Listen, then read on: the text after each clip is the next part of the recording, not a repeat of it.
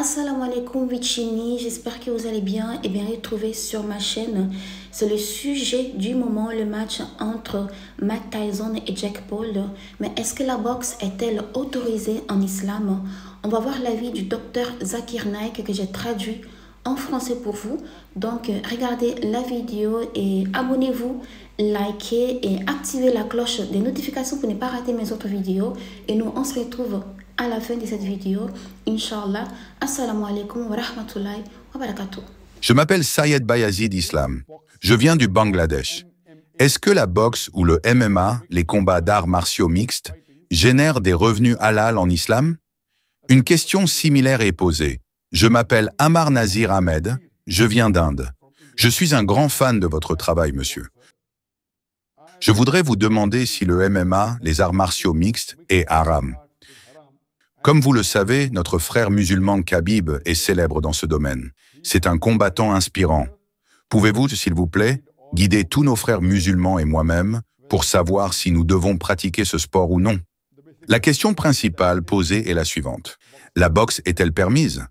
Les arts martiaux mixtes, le MMA, sont-ils permis? Pouvons-nous participer à ce sport, à cette compétition? En ce qui concerne la boxe, avant de donner l'avis des savants musulmans, il est important de noter qu'il y a de nombreux non-musulmans qui sont contre ce sport. Ils disent que ce n'est pas du tout un sport, car cela nuit à l'être humain. De nombreuses organisations non-musulmanes ont exprimé leur opposition et ont demandé que la boxe soit retirée des sports internationaux, en disant que ce n'est pas un sport du tout. En ce qui concerne l'islam, tout sport qui est bénéfique pour l'être humain, qui l'aide et qui n'a aucun effet néfaste, devrait être pratiqué. Mais si le sport n'est pas bénéfique et qu'il est nuisible pour le corps humain, il faut s'en abstenir. Ainsi, ces organisations non musulmanes ont déposé des pétitions dans de nombreux pays.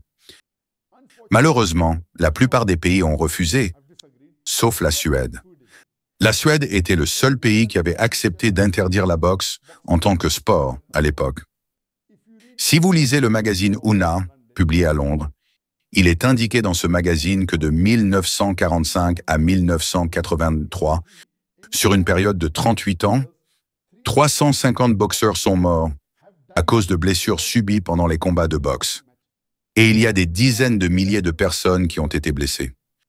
Sur cette base, ils veulent interdire ce sport car il est nuisible pour l'être humain. En ce qui concerne la position islamique, nous savons que notre bien-aimé prophète Muhammad, sallallahu alayhi wa sallam, a dit, lorsque deux sahaba se battaient en lutte, ne frappez pas au visage. Le prophète a interdit de frapper au visage.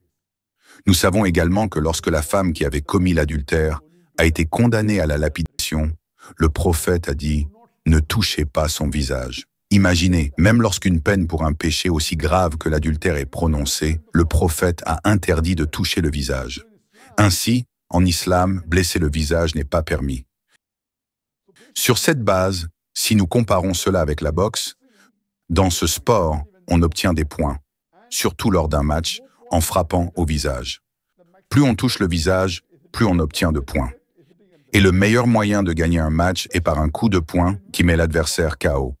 Cela signifie que plus vous faites de mal à l'adversaire, plus vous obtenez de points. Cela va à l'encontre des principes de l'islam. Sur cette base, selon l'imam An-Nawawi, ce sport ne devrait pas être permis. Ce n'est pas islamique. Parce que vous faites du mal au corps en frappant au visage, donc ce sport n'est pas permis. Sur la base de ce hadith interdisant de nuire au visage et au corps humain, la plupart des savants disent que la boxe et tout type d'art martial qui cause des blessures à l'être humain, impliquant des coups portés au visage et des blessures corporelles, ne sont pas permis.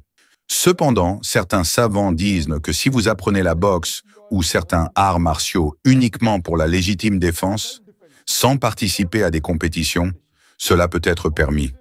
Car dans une compétition, vous devez attaquer votre adversaire, le battre, sinon vous ne pouvez pas gagner. Ils disent donc que si vous vous entraînez à la boxe ou aux arts martiaux uniquement pour la légitime défense, pour des raisons de santé ou encore pour vous préparer au djihad, etc., mais sans participer à des compétitions où il faut frapper l'autre personne, dans ce cas, c'est permis selon ces savants. Cependant, la majorité des savants disent que participer à la boxe ou à des arts martiaux où il y a des blessures au corps humain et des attaques contre une autre personne est interdit. Et c'était tout pour cette vidéo. Moi, je n'ai pas suivi le match. Je savais que ce truc devait se passer entre Mike Tyson et Jake Paul, mais je ne savais pas le jour, l'heure et où ça allait être diffusé. Donc hier, quand je me suis réveillée, je suis rentrée dans YouTube, j'ai vu beaucoup de youtubeurs que je suis en train de parler du sujet. Et là, alors j'ai décidé d'aller regarder quelques clips pour voir un peu comment ça s'est passé. Mais moi, je ne comprends absolument rien de la boxe.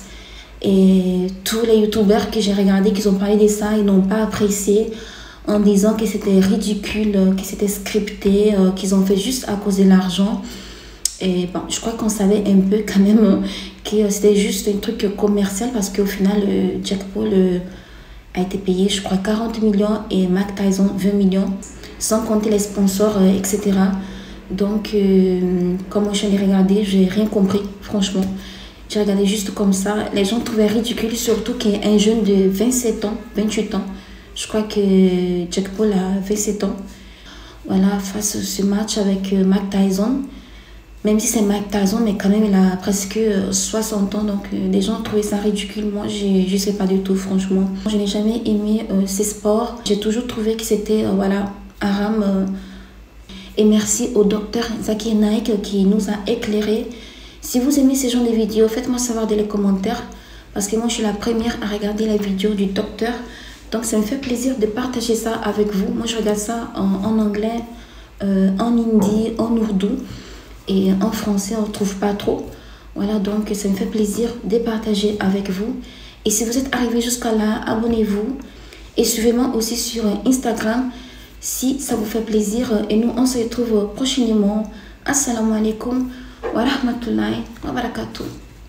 Allah, point de divinité à part lui, le vivant, celui qui subsiste par lui-même. Al-Qayyum. Ni somnolence ni sommeil ne le saisissent. À lui appartient tout ce qui est dans les cieux et sur la terre. Qui peut intercéder auprès de lui sans sa permission? Il connaît leur passé et leur futur. Et de sa science, il n'embrasse que ce qu'il veut. Son trône Kursi déborde les cieux et la terre, dont la garde ne lui coûte aucune peine. Et il est le très haut, le très grand. Rappelle-toi, quand la femme de Imran dit « Seigneur, je t'ai voué en toute exclusivité ce qui est dans mon ventre. Accepte-le donc de moi. C'est toi, certes l'audient et l'omniscient. » Puis, lorsqu'elle en eut accouché, elle dit « Seigneur, voilà que j'ai accouché d'une fille. »